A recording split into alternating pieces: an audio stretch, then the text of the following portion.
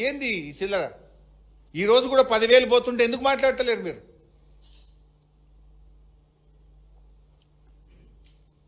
ఇంకా చాలా ఉన్నాయి, నేను మళ్ళీ డీటెయిల్గా చెప్తా, కానీ ఒకటి లాస్ట్ పాయింట్ చెప్పి ముగిస్తా. చాలా అంటే వాళ్ళ ప్రతి ఇష్యూకు నేను I can answer with document, with evidence, నోరు మూపించగలుగుతా.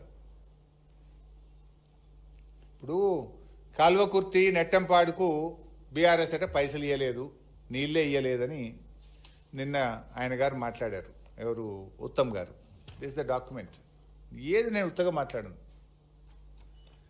కల్వకుర్తి 1984లో స్టార్ట్ అయింది.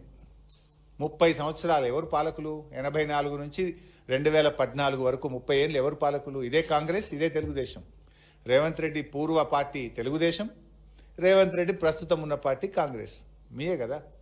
30 ఏళ్లలో కల్వకుర్తికి మీరు ఇచ్చిన ఆయకట్టు 13,000 ఎకరాలు, కేవలం 13,000. బీఆర్ఎస్ పార్టీ వచ్చిన తర్వాత 2,600 కోట్ల రూపాయలు ఖర్చు పెట్టి 3,07,000 ఎకరాలకు మేము కల్వకుర్తిలో నీళ్ళు ఇచ్చాం.